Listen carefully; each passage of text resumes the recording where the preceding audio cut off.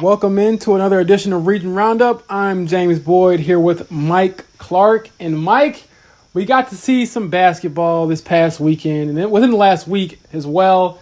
And I will start off with Crown Point girls advancing to state for the first time since 1997 and the first time since class distinctions were implemented. The last time they were there in 1997 was the last time they had a single class or single group state tournament. So it's really cool that they're going to be back. I have a couple of stories in the works as we speak. One that will be filed later today, a couple more for the weekend. Obviously the state gamer, but yeah, I mean they were expected to be in contention for a state championship, and yeah, they're living up to pretty much all the hype. And Jessica Carruthers, like we talked about just a few seconds before we started this podcast, she's doing some stuff that just seems like, you know, years from now, you'll look back and be like, that girl did some things that were just unheard of or unbelievable. She hit a 3-quarter court shot against Fort Wayne Carroll at the end of the first quarter to put her team up 13-12. And then from that point on, Crown Point kind of battled back and forth, so they pulled away at the end. Jessica Carruthers had 28. She scored over 25 in every playoff game so far. And yeah, man, like she's as good as advertised. And it's going to be a really fun game to see them play Brownsburg, because Brownsburg is on a Cinderella run, Mike. They started the season off, I believe, like 8-10, and they've won 9 in a row to get to the state final behind Allie Becky, who's a Ball State recruit, a senior guard. She's a star player as well. So we got Bulldogs versus Bulldogs in the state finals, so I'm rooting for the Bulldogs. But yeah, it should be fun to see. But I don't know if you saw Jessica's shot on Twitter. If you did, what was your reaction to that one? I'm sorry I didn't. I have to send it to you. I have to send it to you. This last week has been kind of a blur. You know, as some of the folks who listen to us know or may not know, I got a kind of a variety of duties here. I'm kind of the utility person at the times. I do a little bit of editing. He's our all-purpose, player basically on our all-area team. So right. So I cover Illinois news and sports and Illinois primary elections for this week. So anyway, you know, not to get too far from the point of the podcast, but I do have a lot of other stuff going on, and that's what I'm going to plead. You know, being busy, but we'll definitely look at it. And you know, I'm sure that, you know, you've talked to some folks around Crown Point, and you've been able to kind of put this into a little bit of historical perspective. And the legacy of Crown Point girls basketball, of course, does go back to the 90s. Coach Tom May was the coach in those days, and there were some amazing players on those amazing teams. And I mean, that's the way it works. I mean, you know, when you're playing at that level, you don't have one-person teams even in basketball. I mean, Jessica Carruthers is really good, but they've got other D1 players on that team as well. And it is interesting to see them get back to this point because, you know, those teams cast a long shadow, honestly, on some of the coaches and the players who came after that. You know, I mean, the folks around town, you know, remember that kind of stuff. And I got a little bit of a story here, actually, now that I'm thinking about it. And this was kind of toward the end of Tom May's tenure. And I was doing sports at that point. And this was a Saturday, I want to say in January, could have been February, but I think it was January one year. And the region got this massive blizzard, kind of like the one we've just gotten through, actually, you know, but this was a little bit different. It was like, you know, instead of these steady, you know, snowing every day kind of a thing, it was just like this, I don't know, 10, 15-inch thing all in one day, a Saturday afternoon. And I was working that day, and Crown Point had a 14 tournament that it did every year around this time. I guess now that I think of it, it might have been around the holidays, but in any case, Crown Point had this 14 tournament. They'd bring in 3 teams from downstate, you know, really talented teams. And it was kind of like a getting ready for, like, you know, those postseason days, you know, when you play 2 games in one day anyway. So teams in the night before all the snow hit, basically. So they're sitting around. The teams were in hotels. They came up early because the games were like, I don't know, at 9 and 10:30 in the morning. And then they come back and play the consolation game of the championship in the evening. So the teams came up early rather than driving 2 or 3 hours, and leaving at 5 in the morning or something like that. So the teams were here, and the roads were so bad, James, I cannot even begin to tell you, because it was a blizzard. And the snow just kept coming down and coming down and coming down. But Tom May was like, well, we got the teams here. Why not play the games? So they got like some, ATVs or, 4-wheel drive vehicles. They got the teams from the hotels to the Crown Point gym, and they played the tournament.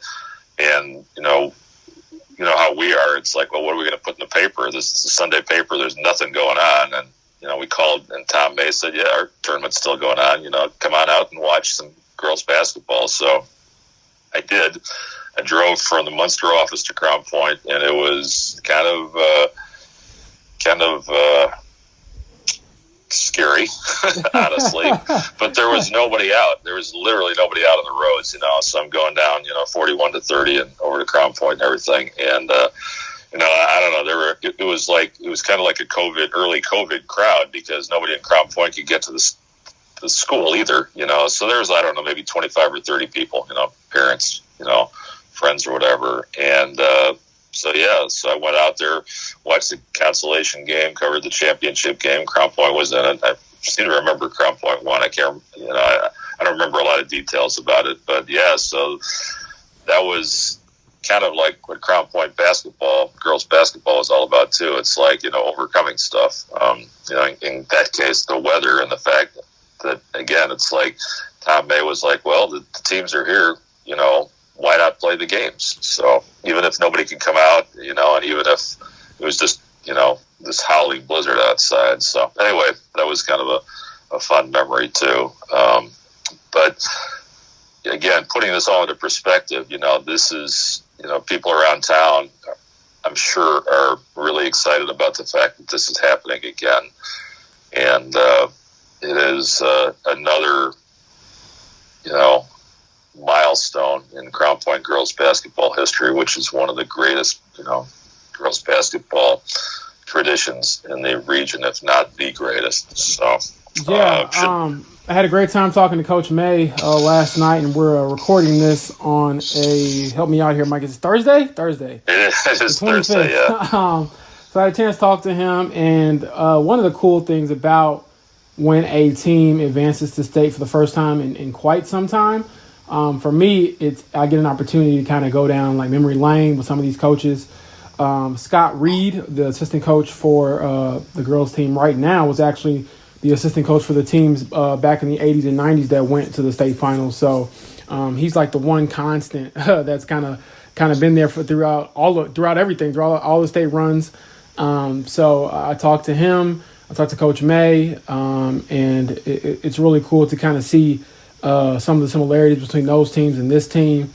Obviously, like you said, they had great players, and I'm excited to share that story. And again, it's one where I told Coach May, I was like, hey, I'm only 25. And he just laughed. Because I was only 2 the last time they were in the state finals, and I wasn't even a thought when last time they won the state finals. So it's really cool. I mean, one just quick fun fact for people who don't know, Crown Point is actually the first girls basketball team in state history to win back-to-back state championships in 84 and 85. They went to 3 straight, 83, 84, 85.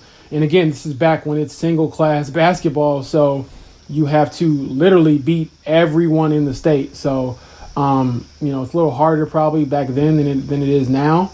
And I know people are still going to say, oh, it should go back to that, and I don't know about all that. But, again, it was good to kind of go down memory lane and get a history lesson before the game. I wasn't able to do this the last time I covered a state basketball game just because the last time I did one was Andrean boys, and that was their first time winning one, I believe. So it wasn't the same as far as like the history and things like that. So it's really cool that they get a chance to go back and kind of bridge that gap between the old school and the new school. So I asked Coach Reed, I was like, man, like you've been around for quite some time. How do you how do you keep up with us like TikTokers and Snapchatters and stuff? And he was laughing, and he was just saying like the game has gotten better. He was saying the girls' game has gotten better over the years, and he also was saying like, at the end of the day, the game itself, the things that you want to do well haven't changed. You want to play defense, you want to make your free throws, you want to have some players that can really play, and obviously all of that has kind of played a part into this run right now. So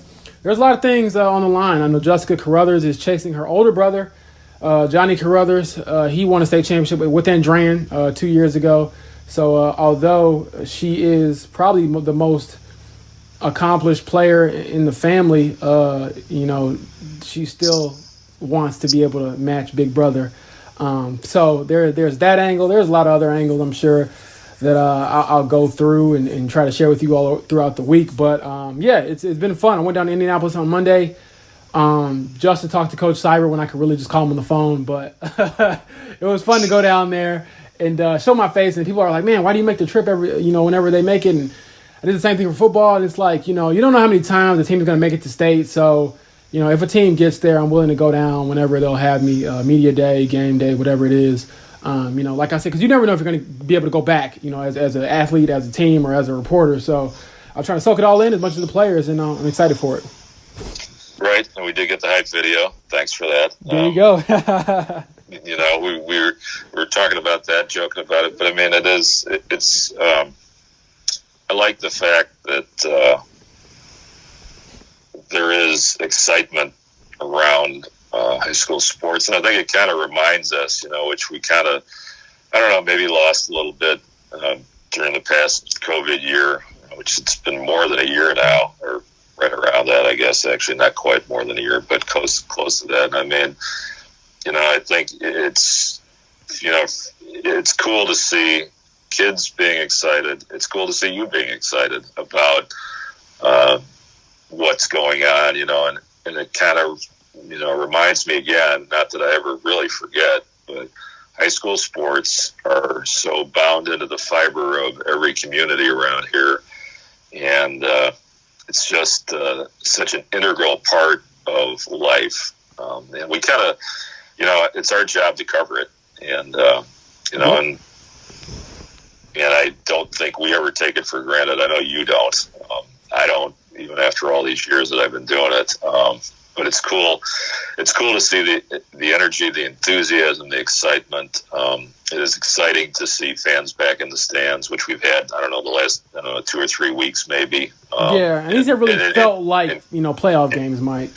In kind of a more of a traditional way. I mean, I know there were always a few fans in the stands, and we'll get to that a little bit later when we talk about what's going on in the Illinois side. But to see the stands whatever it is, 20-25% full. That's enough to generate the kind of excitement that we're kind of used to. So, I mean, some of these gyms, if they hold 4,000, 1,000 fans in the place, that can get it rocking for sure. Oh yeah. Anyway, moving on, more state news. We would want to congratulate and do a shout out to state wrestling was last weekend in Indianapolis, and we had 3 state champs from the region. Jesse Mendez from Crown Point is a junior, 3-time champ, so he is on track to be a 4-time champ, which is something rare. Obviously, it's not something that we see a lot of. We've had a few of them from the region, but not a ton. Chesterton's Sergio Lemley, who is kind of an interesting story. He's won 2 state titles in 2 different states in the last 2 years. And LaPorte's Ashton Jackson. So congrats to them. And, that's wrestling is actually one of the sports where it was kind of dicey, as we moved through the beginning stages of the pandemic. We did not know a lot about the disease and how it's going to affect sports. Wrestling is kind of the ultimate contact sport, when we talk about, close contact and higher risk and lower risk and that kind of stuff. And there were some pauses as there were in other sports. But the important thing is that all of the top wrestlers were able to compete at state. And Again, 3 of them won state titles. Congrats to them. And you'll notice that all 3 of them are from the DAC. So the DAC, as we talked about in a number of other contexts, is the conference. Basically, it's one of the top conferences in the state. So many different sports. I mean, gymnastics, swimming, wrestling. And this is just another example of that. So again, congrats to them. And now back to basketball. And as we are wrapping up the girls' season, we are getting ready for the boys' playoffs to start. And we have the playoff pairings come out last weekend. And as always, there were people bemoaning some of the matchups and celebrating some of the matchups. And I thought that Paul Oren, who did our story, which was actually a terrific story, shout out to Paul on that. He actually covered a Valpo game virtually and then came back and wrote the pairing story and did a great job on both of those, actually. But I thought it was kind of interesting. There were 2 coaches that he talked to who had 2 completely different takes on the pairings, but both valid, I thought. Larry Moore Jr. from Hammond doesn't have to play until Friday night, and he said, thank you. He said, thanks for giving us a 2-game path to the sectional title instead of a 3-game path. He's perfectly fine with, staying in the gym, practicing a couple more days. And then Couts, on the other hand, did not get a bye. And Kevin Duzan said, I'm glad to play. Let's get the butterflies out, early rounds, and then by the time we get to the semifinals, hopefully, they're going to get there. It's Couts. They're really good. Then we'll be, kind of in a groove. So I thought that was kind of interesting, James, that they both had different takes, but both valid takes based on their pairings. Yeah, you take what you can get. I don't think Hammond would have minded if they were, had to play first or something like that. They're pretty good, number 1 in 3A. So you get some of that coach speak, but I think the thing I like about this time of the year is that, when we're able to get to this point, that kind of stuff usually fades away. When it's do or die basketball, you get some more real, raw answers. So I'm excited for it. I think one of the sectionals to pay attention to is definitely the Chesterton one. And this is where the draws kind of come in. You got Chesterton and Valparaiso in the first round on the same side. So in my opinion, that would have been the championship had it been seeded. So pay attention to that one. Obviously, you got Calton 21st that could potentially meet for a rematch. And a lot of people are saying this is Calton's year. However, they only beat 21st by 1 a few weeks ago. And 21st Century basically gave the game away. I think they were up late, and they actually turned it over, and it ended up being like a layup for Calts to win it, like on a, not a fluke play, but a bad play from 21st Century. So I know that the 21st Century kind of looks forward to that challenge. And one thing I do want to update people on is I actually just got this in last night. Ashton Williamson, who's one of the top sophomores in the state, he transferred from Calumet 21st Century. He was denied full eligibility by the IHSA, meaning that he can only play in JV games, which also means that he cannot participate in the sectional round for that team. I know he would have been a big boost for them. And I'll pretty much leave it at that. I have some stuff coming out about it later. I did speak with the coach. I don't have like every single detail about his transfer process and why he was denied and all this other stuff. I didn't really get much information from the coach.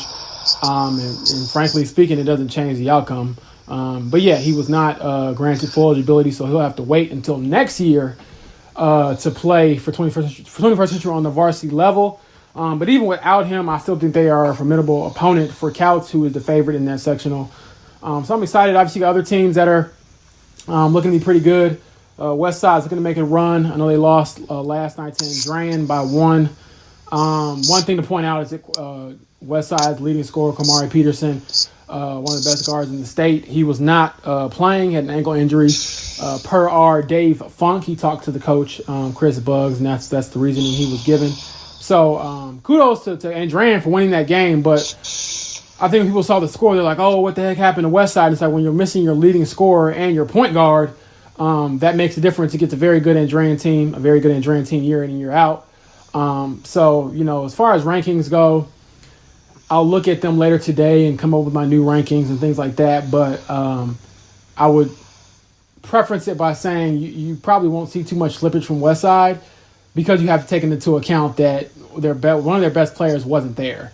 I know people are going to be like, well, you play who's there. Well, that's not how like anybody, who ranks teams would think. I mean, I have the feeling because Kamari Peterson warmed up, and I have the feeling that if it were a playoff game, he would have been there. So you have to take into consideration they're probably thinking like, hey, is it worth it to play him, possibly make this ankle injury worse, or to just take our lumps and play hard and try to win it without him, and then move on to our sectional where they won't even see it, and drain again. So, I know people are going to be saying I'm against, the 2A schools, which I'm not. It's just that context matters. And Drain's a really good team. I think that they have a chance to make a good run in 2A as well. I think they're well coached. And really, outside of Kyle Ross, who is now at Lake Central, they have the majority of their players from that state championship team. They're all seniors now, pretty much. And they have some other players that have come along after that team to help the squad out. So they're really good, man. I think they're a really good 2A team. I don't think they have a star player, but they have a lot of very, very good players and again, players that do what they're good at, which is like a coach's dream. When I watch Andran, the kids that, aren't great shooters don't shoot. They rebound, they set screens, they make layups, they, foul hard, do things that matter to win the game, which, it's easier said than done. So hats off to them.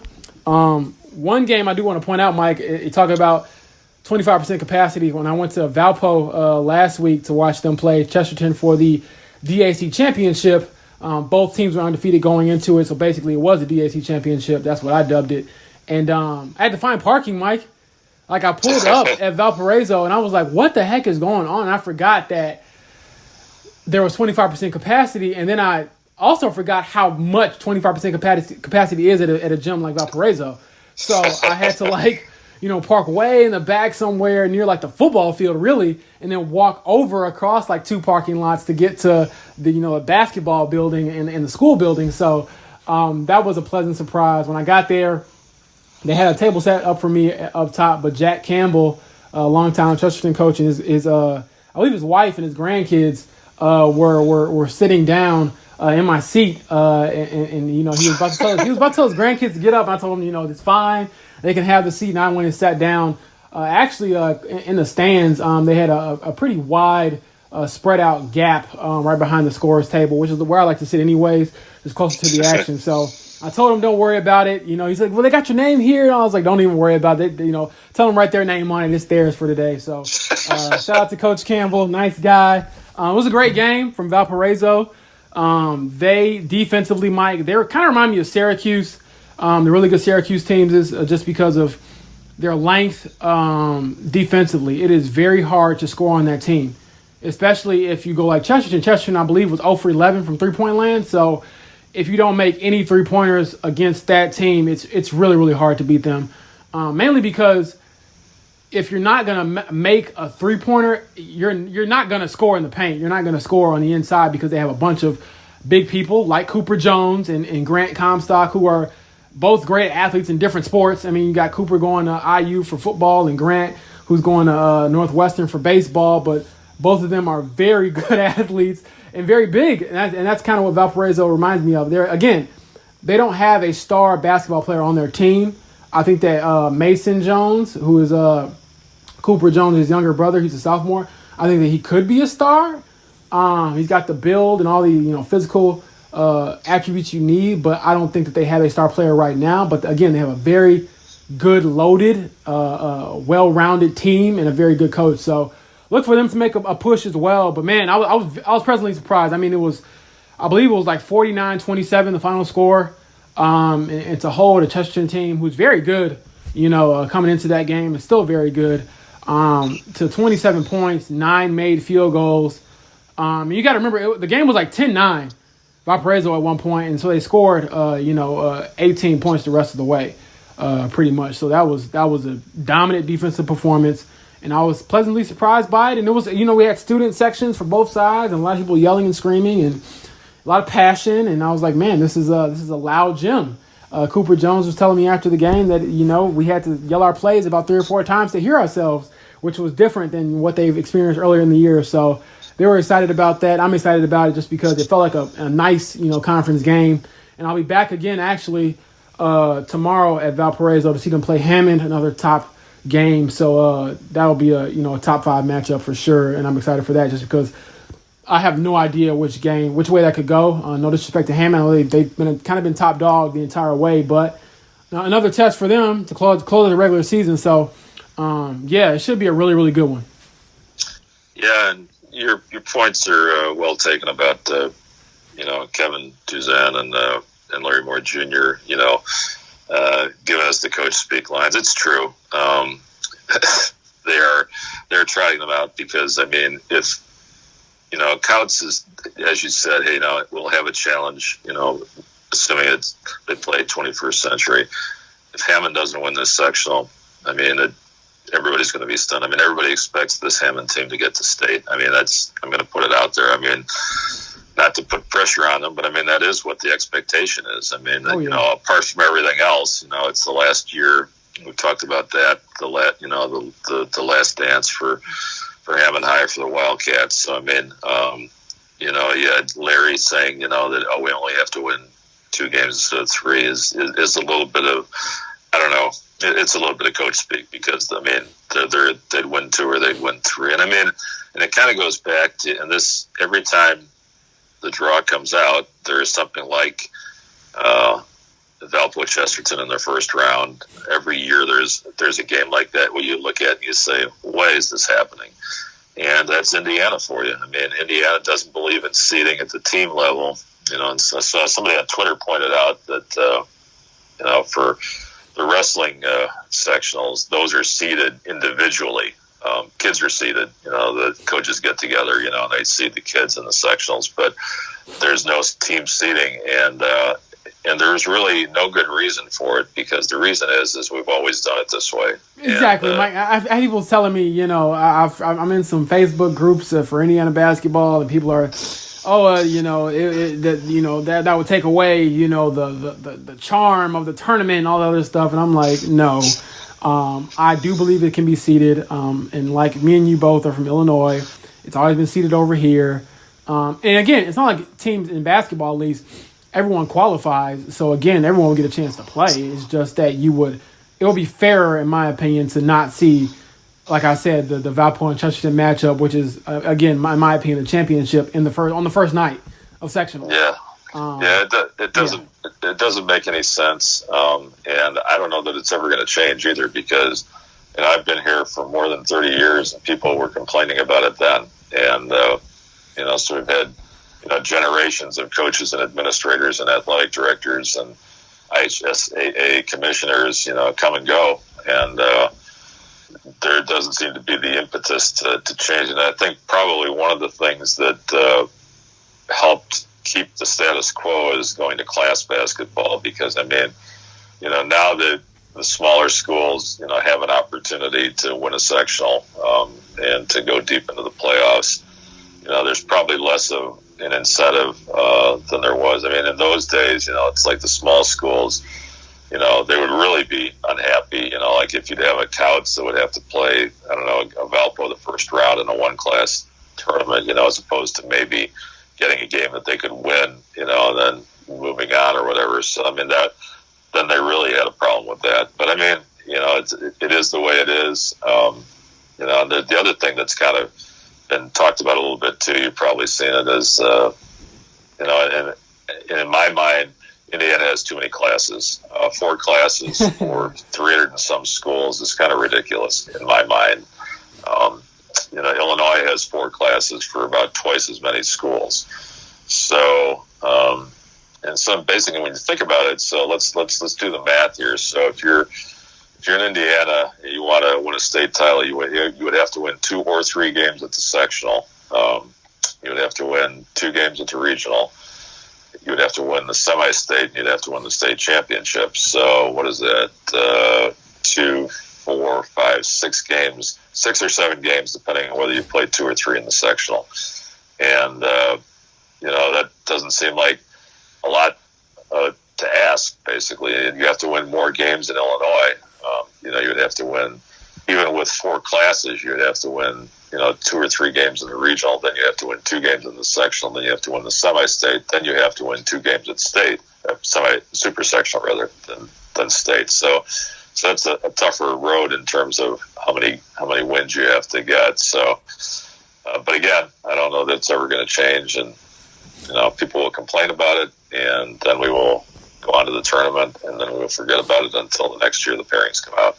Yeah, and then one thing I will say is, like with the girls tournament, for example, when you get to this point of the tournament, the cream usually rises to the top. So it's not like it's like a completely broken system where you have teams that don't deserve to be like in a regional or something like that, making it out or something like that.